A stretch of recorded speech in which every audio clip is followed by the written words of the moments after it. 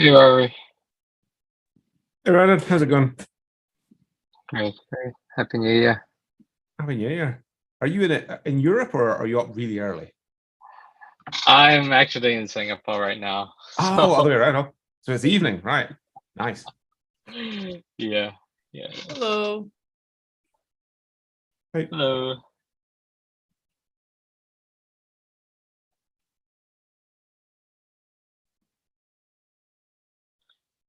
And you the other CNCF account? Is that you or is that just me logged in another time?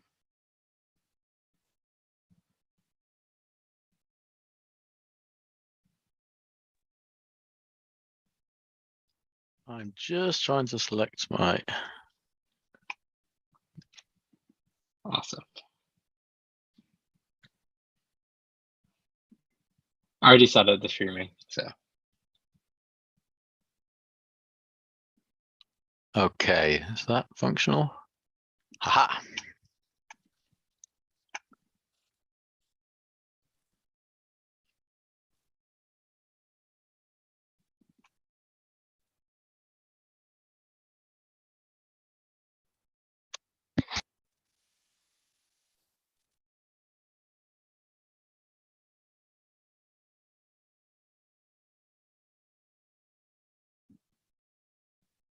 so Brandon, are you in Singapore for CNCon / Crest Asia? I'm in Singapore just for the holidays and a week Right. more. So Nice. I'm gonna be heading back to New York next week. I knew that. I think that started tomorrow, actually. The 5th? Yeah, it's tomorrow it's on. What's that again? What's on? CNCon / CrestCon Asia. Oh yeah. I think I saw that. Yeah.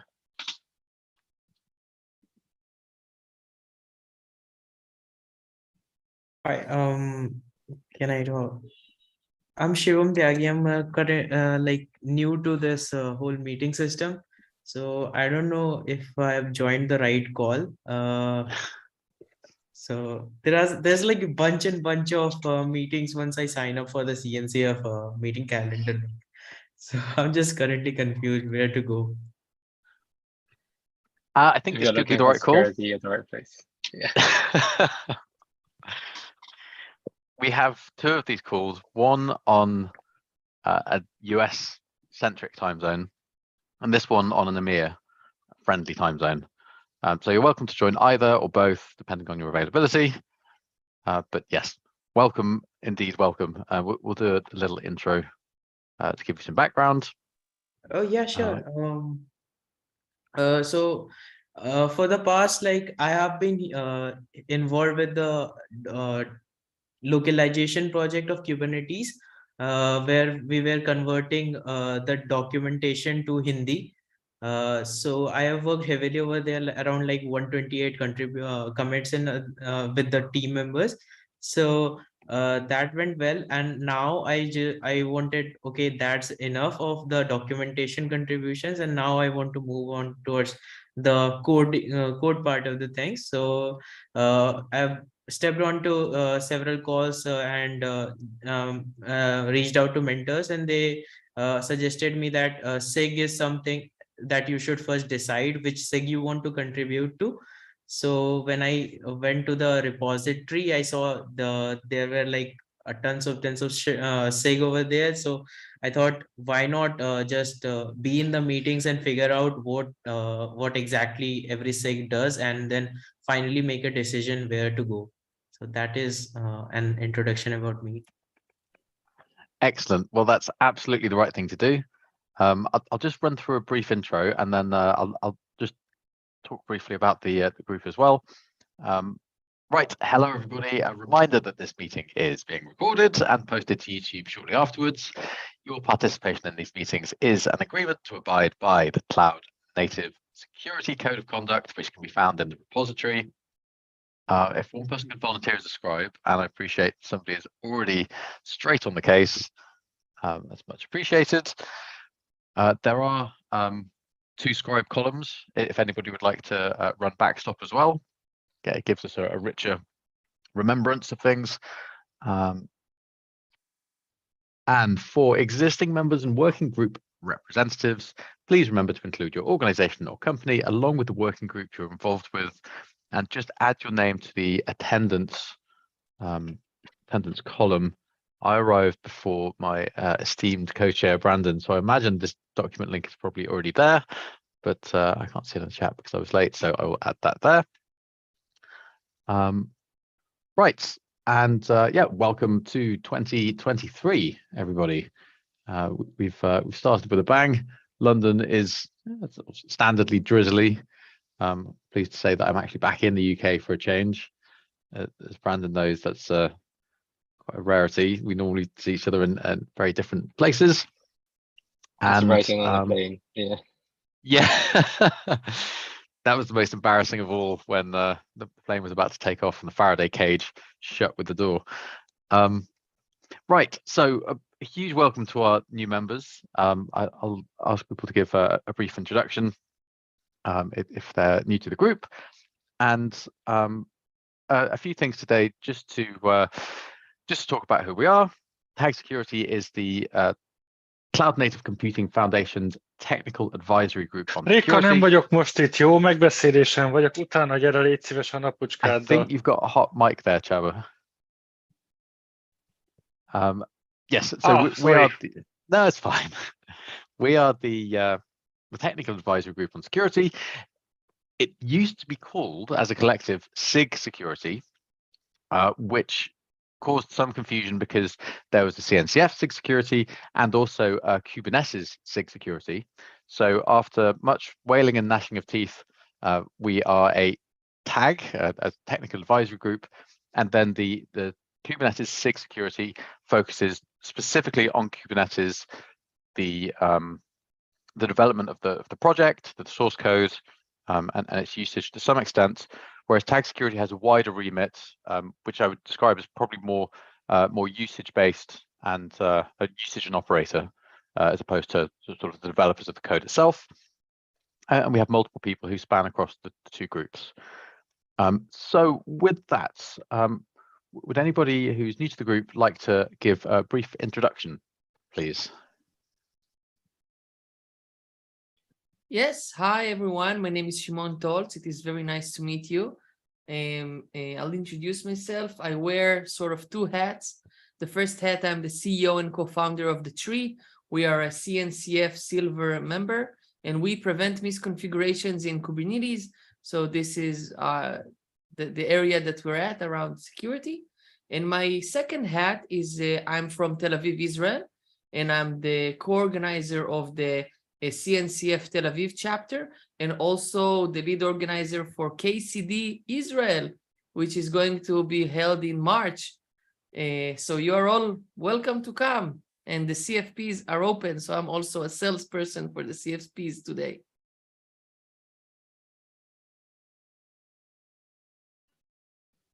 Awesome. Thanks for joining, Group Shimon.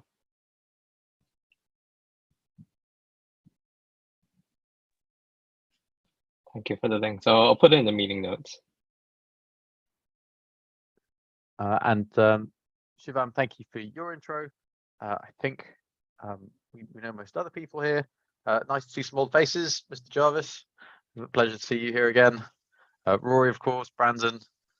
Chab and Frederick, I don't think I recognize you personally, but this is on me rather than you. If there's no intros there, we'll move on.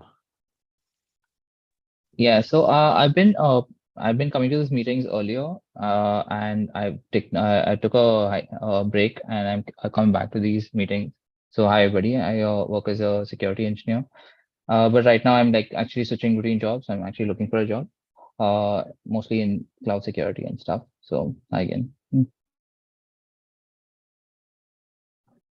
Well, you're definitely in the right place for that kind of business and behavior. Yeah. Wonderful. Well, welcome back. Right. Okay. So just a couple of updates here. We have Cloud Native Security Con coming up in 4 short weeks. it'll actually kick off 4 weeks today, because I looked at the countdown timer on the page earlier and was horrified to see. Yeah, and you and I have got a talk to write, apparently. A Well, keynote. exactly. Yes. 4 weeks is surely long enough. Yeah, I've taken to avoiding writing talks on planes, at least directly to the conference these days. But yeah, really looking forward to it. Brandon is one of the chairs as well, so we'll have a little bit more insights. But sort of poking around the website pages, that they're hoping for sort of up to 1,000 attendees. From my perspective, I'm hugely excited and invigorated by the state of the not only the keynotes, but state of the talks. Really exciting things in there. And one of the things that I'm also most looking forward to is the kind of Kubernetes security community from KubeCons over the years. It's kind of dissipated into other places, which are not necessarily all Kubernetes, but are all security. And there's lots of old friends and colleagues from the industry.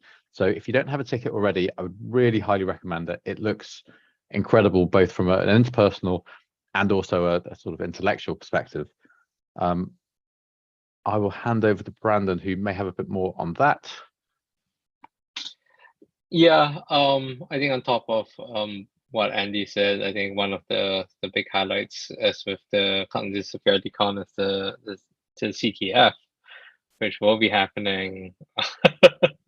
Obviously, Andy's and team are gonna be running that with the help from folks. But yeah, that's always a highlight. We expanded kind of. I think we had quite a few submissions across various topics. I think the heaviest topics we got were supply chain security, of course. And then we had a lot of good architecture talks as well. So this includes, we had a lot of good submissions on zero knowledge, not zero knowledge, zero trust architecture, some integrations with Kubernetes, a lot on that. But I think one of the interesting things is we've kind of like expanded the scope of the conference as well. So we have dedicated tracks to both detection, and kind of detection and like incident response. And one of the interesting ones also is we have a dedicated track to kind of like security education, and a separate track for one-on-ones. So a lot of interesting culture talks on like how do you take a security practice or take general security best practices, and how do you then push them into the organization. So definitely a grow in the scope of focus there. So going to be interested to see the talks there, but also I think we are expecting a much more diverse security crowd as well. So yeah, if you haven't bought your tickets or your flights yet, probably a good time before the prices go through the roof.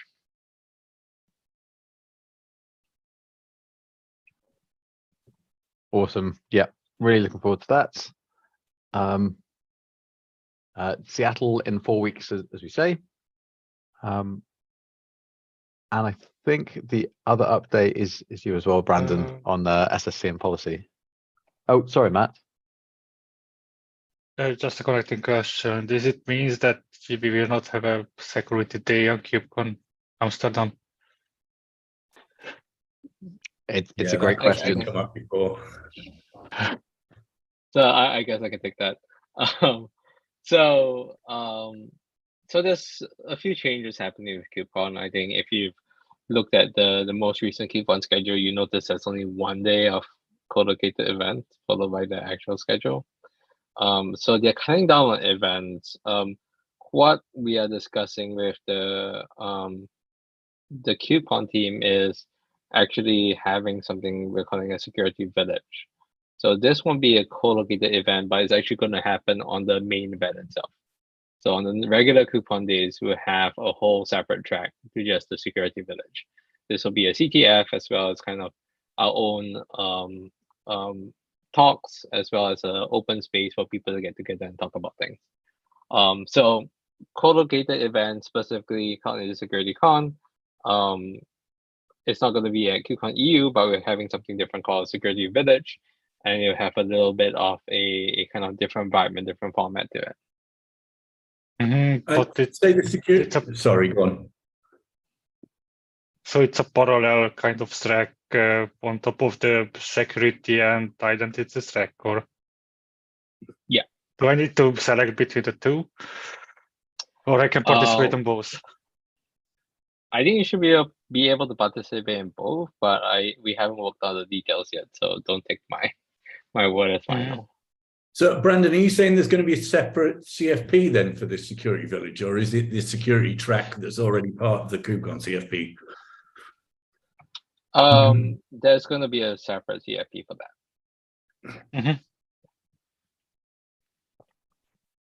Yeah. And so I guess I treat it as kind of like, it's as though the almost as though the co-located event is happening, but it's just a different format that runs alongside the main event. Yeah. Okay. I think let's see how it's working. Yeah, I think the hope was also to have it be a little bit more hands-on, get more discussions going, more hands-on, like contributing to things at the conference itself. So kind of like a mix of the regular security con, the CTF, as well as kind of like a Kubernetes contributor day kind of thing. Okay, yeah, thanks. I'm just asking because it's nearly impossible to get a plane ticket to US, so I can participate just on the KubeCon Europe.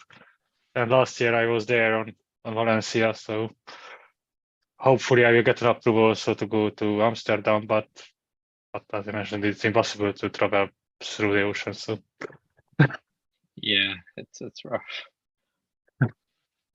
And to add more complexity, to amplify what Brandon says, the security track will be essentially the KubeCon security, Kubernetes sort of flavored security track, whereas as TAG Security and the CNCF, we're looking more widely at cloud native security in general. So some of the things going on around sort of OSCAL, for example, which just wouldn't fit into the main track, have a home within the same conference without an additional payment, and we don't lose any of that content. To add more complexity, I'm afraid,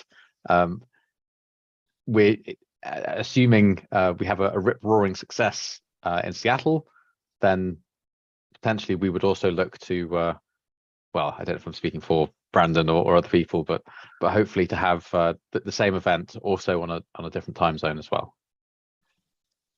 Yeah, it's largely experiment. So for anybody who is going to Seattle, bring a coat. I'm taking recommendations for what good raincoats are. Yeah, it's not shorts weather.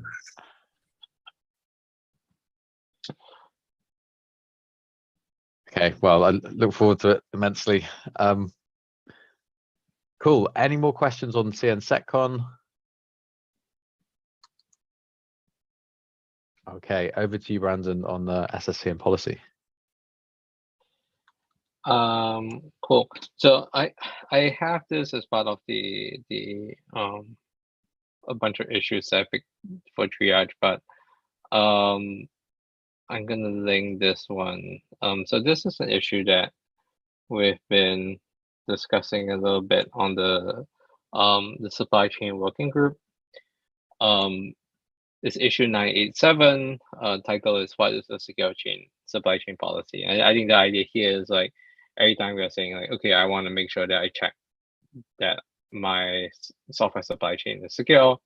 What does that look like in terms of like emission control, right? Or if you're talking about frameworks like Salsa, am I checking that something is also compliant? Am I just checking that it's secure?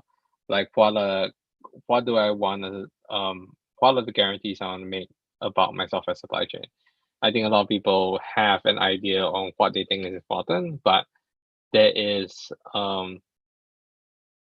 difficulty in terms of being articulate about it, right? What exactly, what are the adjectives and nouns and verbs that you wanna ask about when you're talking about policy. And I think once you figure out like, oh, is it you want to be able to reason about the supply chain in terms of is it dependencies, is it CVEs, is it provenance, and the questions are like, what do you mean by provenance? Are you going to check everything? It goes like total all the way down. Like, how do you determine to what level or what transitive level do you care about provenance? Do you care about developers creating them? Am I caring about open source dependencies versus internal dependencies? I think this particular issue is about trying to define that first. And the hope is once we define, okay, this is exactly what I'm looking for when I say supply chain policy, we can then go ahead and then start translating to these to concrete checks, right? Things that we can put into OSCAL, things that we can have the Kubernetes emission controller check for us. But I think until we define these, we're kind of like in this like, oh, we'll check things that we're kind of like fitting to what we have. We're like, oh, you have a signature, we'll check for it. You have a list of CVs, so you scan, we'll check for it. But it's not very intentional, at least what we're seeing. So there's a lot of interest in this issue. So we are ready to kind of jumpstart this. The only thing is we are still looking for a lead for the project. So a lead for the project is gonna be not that different from a contributor, except you're really overseeing the progress of the project, and also helping to organize, helping to drive consensus, help to move things forward, kind of more like a facilitator, and to make sure that the technical direction doesn't go off course.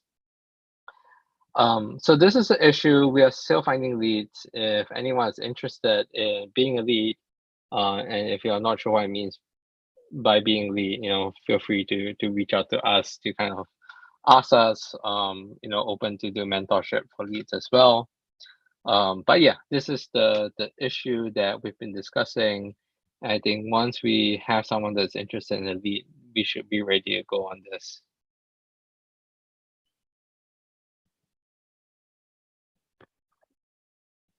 Does this exist in the supply chain working group Thursday meeting? Yeah, at the moment it exists there. Yeah, I think we have like 4 people that are willing to contribute, but we don't have anyone that's willing to lead it as of yet.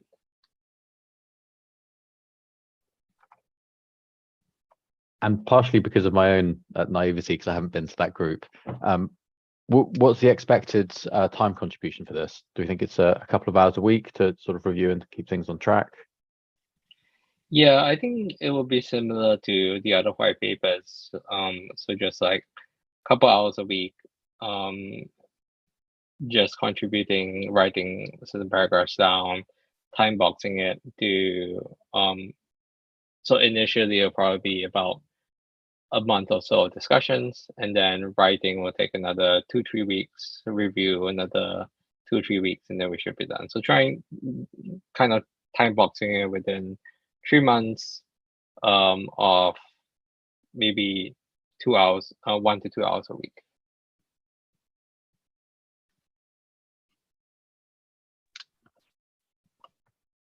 And just talking about some of the other white papers, the kind of collaborative sessions to go through those are really fascinating, because you kind of it's the coalface where people have fully enunciated their opinions on the shifting sands of the landscape that we find ourselves in. So yes, I will try and find some time to jump into a little bit of that as well.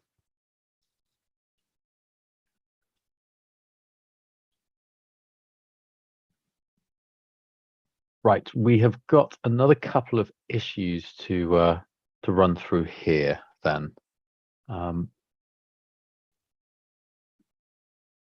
First of all, yep.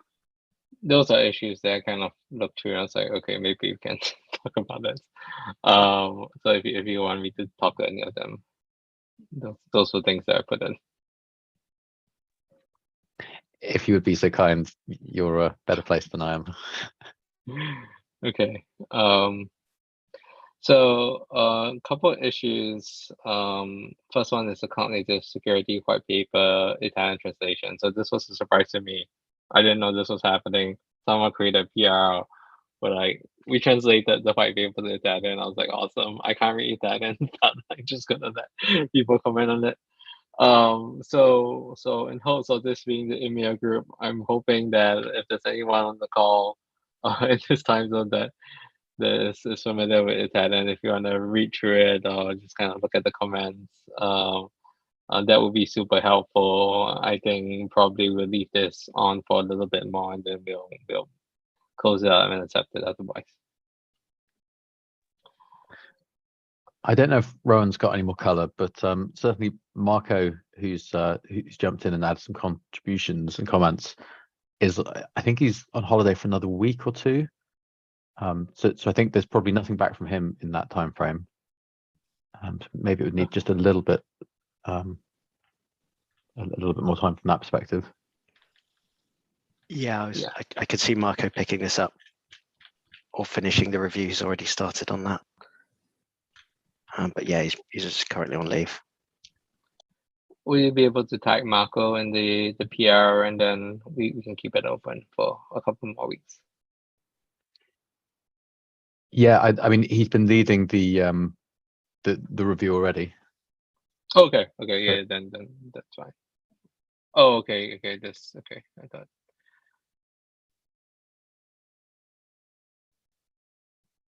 I'll loop back and figure out when we want to aim for an ideal close date for the merge date for the PR. Yeah, it looks like he's reviewed it though, based on the comments.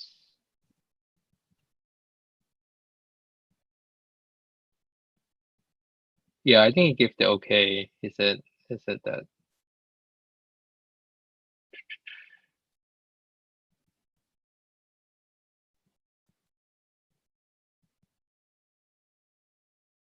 Okay, I think the only issue is rendering issues in the reference section. So you just make sure that that's fine. You should be good. I'll follow up on that one. Cool. Do you know how many languages that puts us in right now? I think this is the 5th. We have a Portuguese one, which is I think in flight, but has never been merged. I wonder if we could have a look at that as well. I've got a couple of Portuguese colleagues. Oh wait, the Brazilian Portuguese one has been merged. There's it's a Spanish, I think. Wait.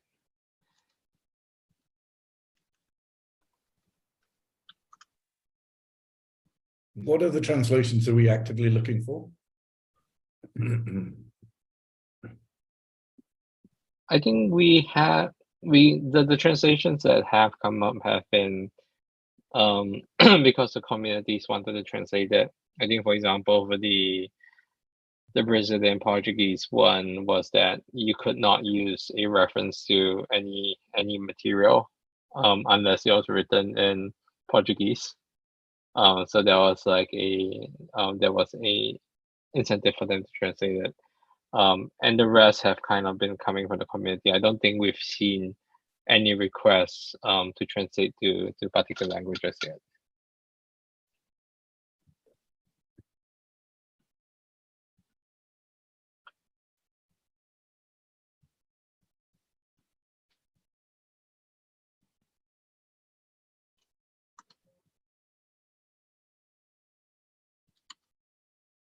Cool, very exciting.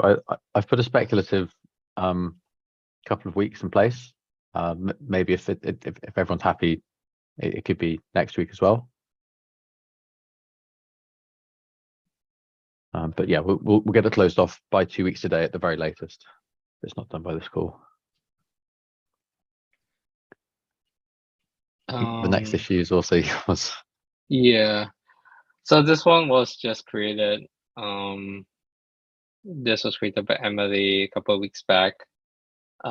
This issue talks a little bit more about API security, more specific, not a little bit on like how to secure APIs, but I think more importantly, the how to develop an API that's secure.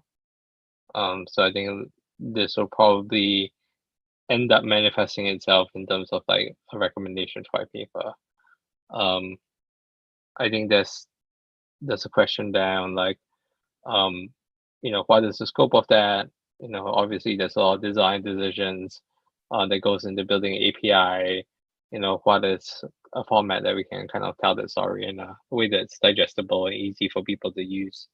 So that's a new issue that's open. It's kind of definitely leaning more towards the AppSec part of things.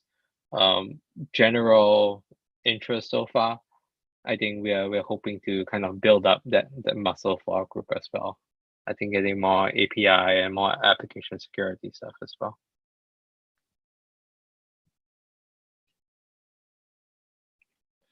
Only request for that one, I guess, is comment if you're interested, and if we get enough momentum there, we can probably host have it live under one of the working groups, or maybe spin up a new one.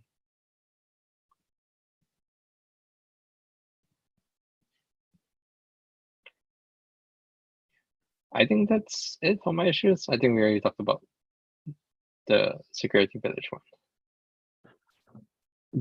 Just to get a bit more color on the API guide, I guess the API is the unifying interface over multiple different languages. Then there's a bit of a subdivision, I guess, between like a gRPC versus a RESTful, probably that's or a binary. I guess those are the two most extreme, and then various different flavors of authentication. Where do we think this kind of sits? Is it abstract, kind of a cloud native security white paper level, best practice? Is there a concrete example that it might work around? I guess Kubernetes being canonical. My initial impressions of this, and obviously, I don't want to step onto the tons of organizations that are doing like API security stuff, right? Like especially like a lot of the traditional web app stuff comes from old WASP. I think at least based on trying to read between the lines of what Emily wrote, I think a lot of it was focused on like the Kubernetes side of it. So I'm guessing a lot of this has to be dealing with how do you do state reconciliation safely? How do you make sure that how do you write operators or expose APIs from the operators or mission controls to be able to handle item potency or consistent eventual consistent state, things like that.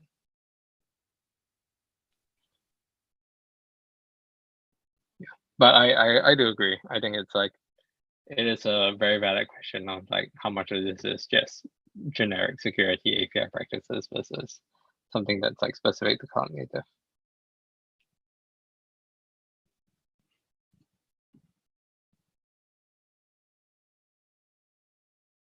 I guess it might tend towards being a sort of Golang client Go based the gRPC-ish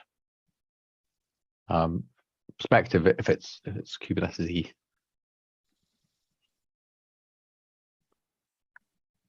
Cool.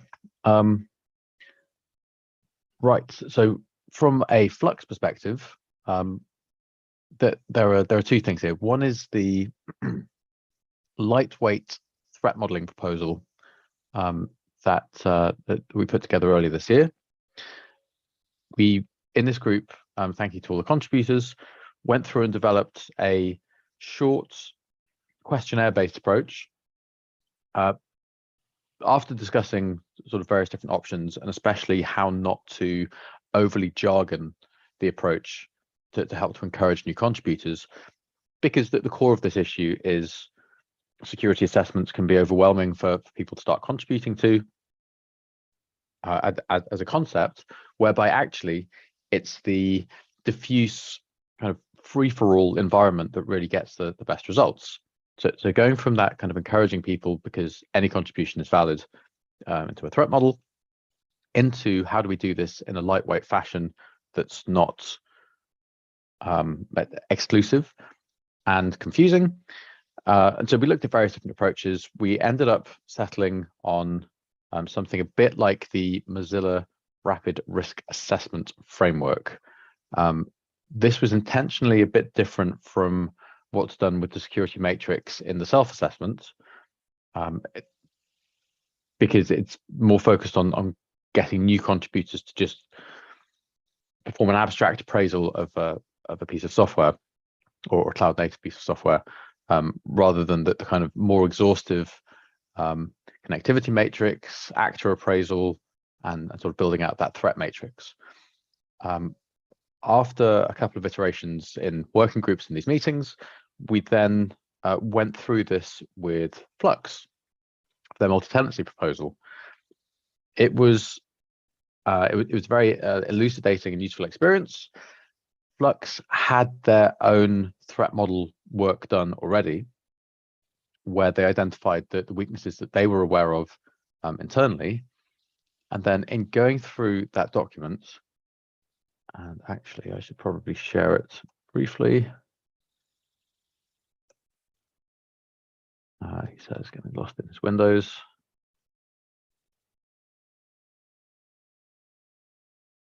What have I done with that document? I do apologize. We went through and essentially asked a premeditated set of questions. Those, awfully sorry that I've lost this so quickly in my morass of windows. Right, okay, here we go. And as I say, the goal here is to kind of bridge the gap between a self-assessment and sort of that formality and speed of contribution from new contributors. And the screen is coming up.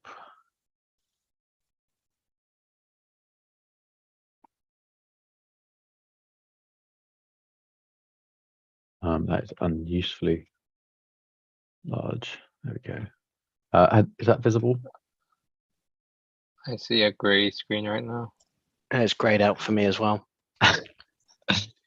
So this has now happened to me a number of times. It only seems to happen with Zoom, and it's a result of me using a tiling window manager in Windows and being on Windows in the first place. Let's see if I can briefly kill that. That made any difference? Yep. Cool. Okay. Right. So the document as we have it today gives us this kind of brief overview, and then this set of questions. So we're targeting, again, lightweight, as speedy as possible. We're looking for broad coverage, not deep, based on the time constraints and time boxing. And specifically as well, we're looking to avoid foot guns. So the most effective thing that we can do with a short period of time is to make sure that there are no sort of glaring consideration omissions. So how is the project used and how does it work? Obviously, that when you ask a maintainer, that there's varying degrees of depth that can be gone to there, but we found it was very useful to begin that way. Subcomponents are shared boundaries. In Flux's case, in fact, let's just get into the Flux version. Yeah, we also asked them to gather documentation, and these data flows, sort of these preemptive questions, were really helpfully asked by the Flux team, who'd done a good deal of work. So here we are. How do we use the project? And specifically these subcomponents, there are multiple other parts of the system that potentially introduce access to sensitive materials or access to subvert the behavior of the project. Sorry, I haven't put that into chat, have I? Where is my chat? I think I put the generic doc in the meeting notes. I'll put it in chat as well. Thank you. I think it's, oh yeah, got it. And actually, the flux appraisal is just tacked onto the bottom of the actual working document. So I have a little bit of work to go to just tidy this up, patch back some changes, and publish the two separately. Yeah, so interestingly, choosing a project like Flux for something that's, I don't know if you'd say it's allegedly simple, but there was a huge amount of complexity under the hood that wasn't immediately obvious. Things like being able to reconcile states from Helm or an OCI registry. So yes, and then we dug sort of slightly more into the controllers. There were bits of functionality that even having done the initial appraisal, I had no idea about, like these image reflectors. This was really useful. So asking the question, where would we tamper with data? And just kind of looking at where we got to there. I'm conscious that I might go too deep if I try and read everything out, but then looking at where do we actually sort of where do we avoid intended process and code paths?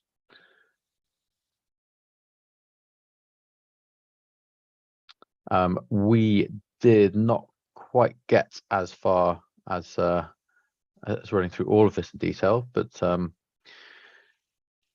these parts here as to the speculative control families that we might apply, I think is a more heavyweight approach, perhaps, is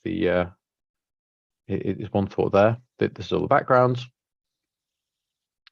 And then, yeah, we got as far as the multi-tenancy isolation.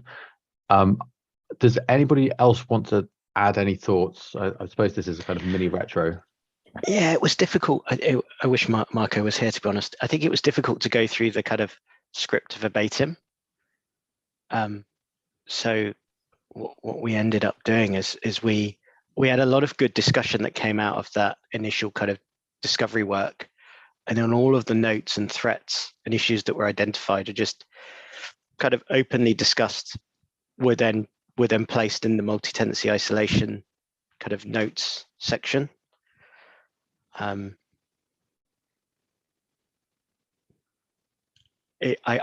can't recall us going through, I think, specifically the threat scenarios or the control family section kind of verbatim as per the script.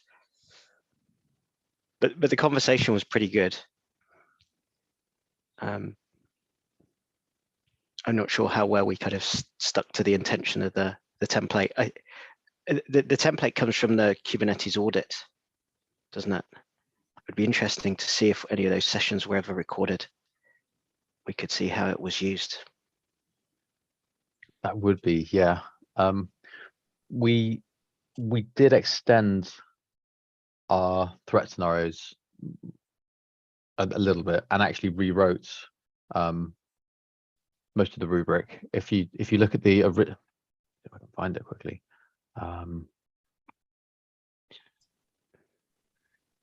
So one of the contributors to that document, initial document, did contribute in on here.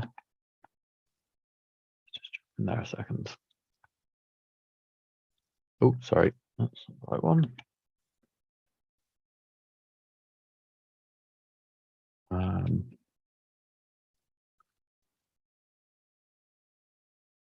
Here we go. So this gentleman is part of the Trail of Bits team that did that piece of work. And the templates.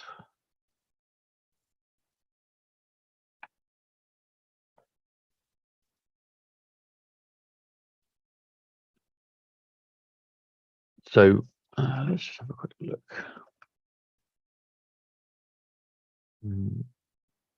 Sorry, I realized this is not specifically the question that you asked. Yeah, it's bolstered out slightly there. Service and subcomponents. So we Okay, modified boundaries. the control families slightly as well. Sensitive data storage, encryption and untrusted sources for input validation. Then there's 6 there. Yeah, we expanded that out a little bit as well.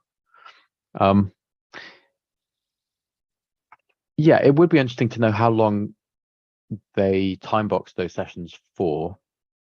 I imagine it was probably an order of magnitude more than we've tried to do here, based on commercial versus community interests, I suppose. So just to clarify, your question is towards, I'm guessing towards Trailbits, right? That performed the assessment, or was this done by the community?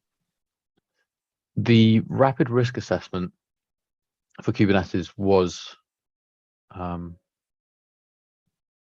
Trailbits. It was open sourced, of course. But yeah, I mean, it's under their, whoops.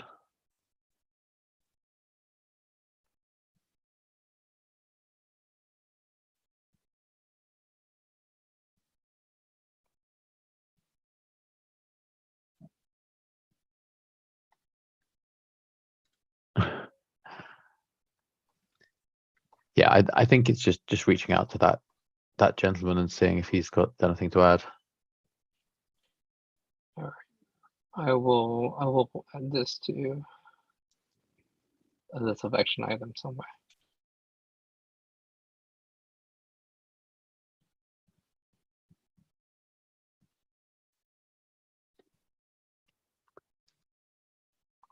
Cool. Anybody like to add anything else there? I'm kind of curious. I know this was done kind of like a interview format. Do you foresee this being used kind of just not an interview format, so like someone just filling up the information, or and then having someone try to extract the information, or do you find that when you were asking questions to the maintainers that they needed a little bit more kind of clarity on like what the questions are asking? I think the question and answer process brings a slightly different perspective to it, because there's already the ability to fill in the self-assessments and those things. I mean, I wonder if, okay, sorry, let me rephrase that. I think it's useful to have the answer immediately expanded upon, because people want to know more about specific elements. And I think especially these parts at the beginning. So how do people use project? How does it work? Dig into these subcomponents and communication protocols as well. I think we got a lot more information by just trying to dig deeper than we would have done with a questionnaire format. I don't know if anyone else has a view on that as well. I think almost the entire session was driven by kind of little detours we took off of that initial question and answer piece, including some really well, to be fair, the maintainers made some really apt observations during the course of answering those questions as well. So it was quite free flowing from that perspective.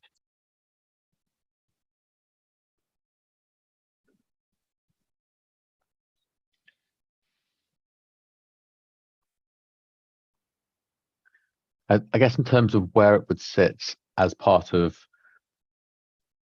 our sort of duty to the graduation process,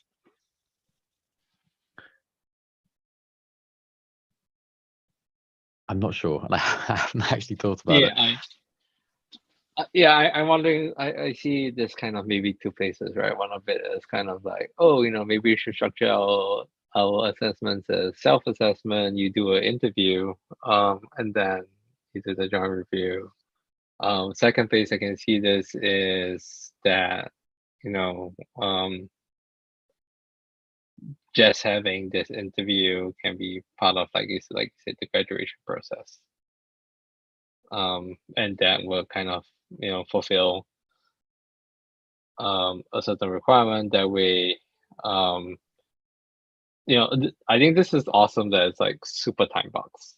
Basically, you all did it in that one session, and so that I think that's like a very, very valuable compared to trying to do a full security review over a couple of weeks, if not months. Yeah, so I think this is really cool, and I think there's a lot of potential in this. I wonder, based on what you've just said, if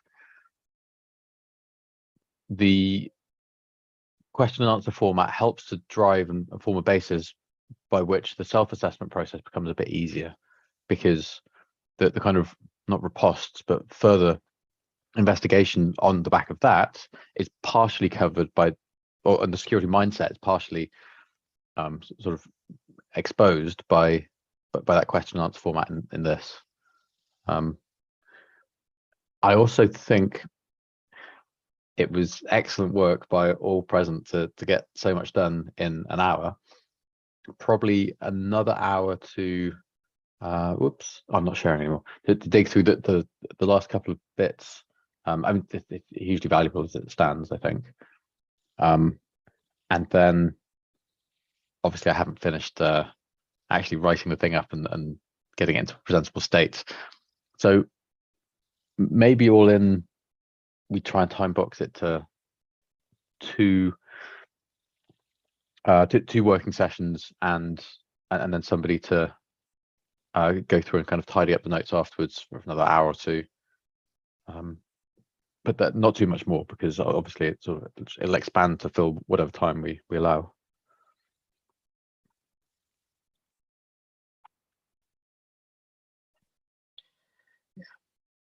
I think if we magically can get it all in one session, I think that would be ideal. It's impossible to get FaceTime with some of the projects. That's very true. Yeah.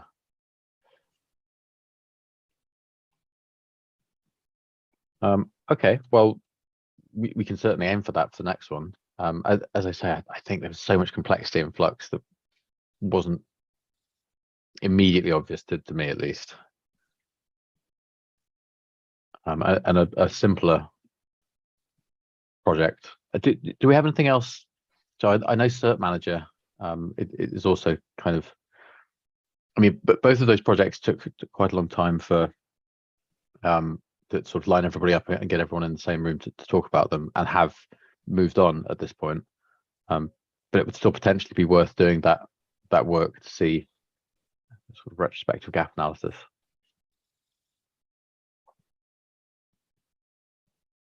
Let's see.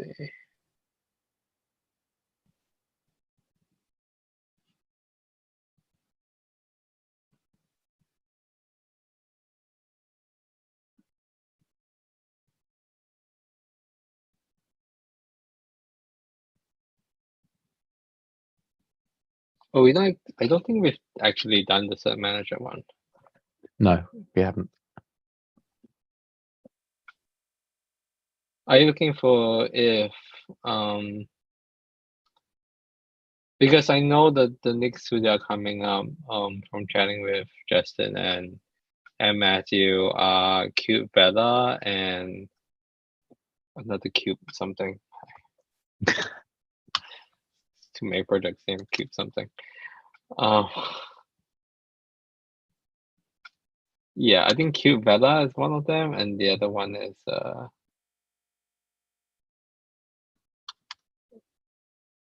me security assessment, Cube Edge.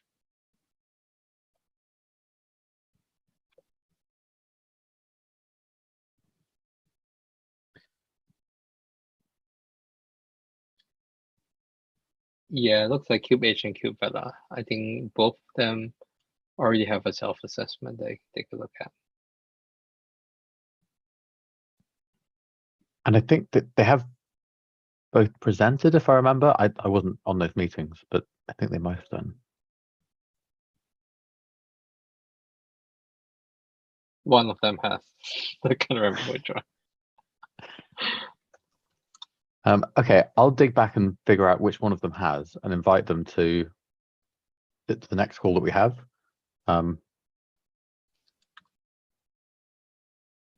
Yeah, because Actually, we would. that may have been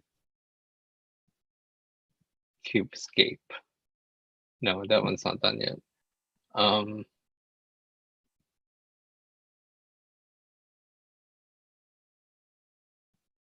Yeah, we'll figure it out.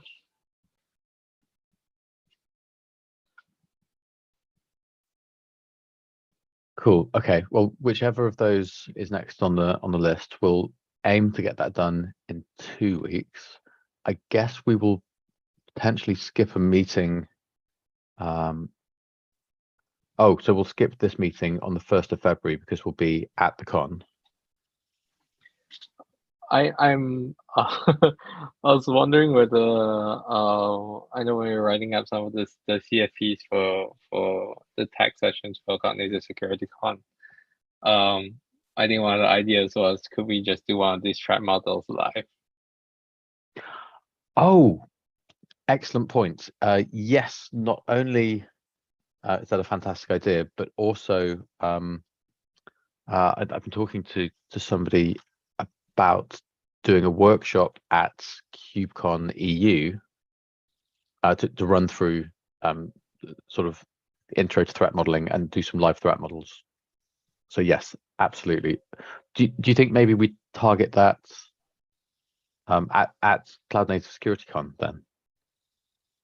Yeah, I think we have a session. I think after get off this call, let me check which session it is, and then I'll start up a chat with Matthew and us, and then we'll try and figure out at least which one, because he's been talking to both of them, which ones seem more responsive.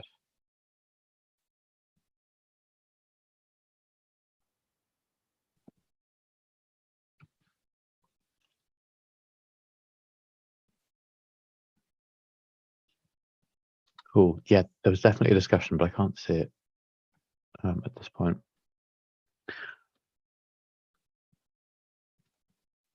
Awesome. So just in conclusion, I think in 2 weeks' time, then we might try and live stream a working session at some point today instead of doing this call, because it'll be early in the morning for this group. But yes, try and do something like that. We've got 2 minutes to go. Any closing thoughts from anybody?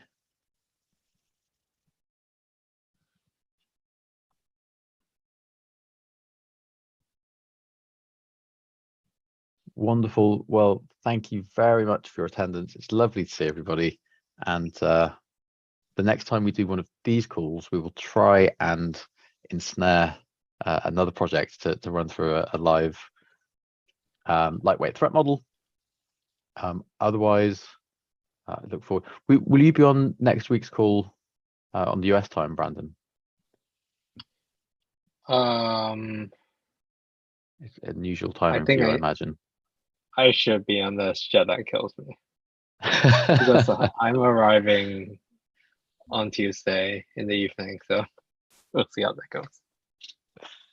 Okay, well, either see you next week or see everybody here again in 2 weeks on EMEA time. Have a lovely rest of your Wednesday, everybody.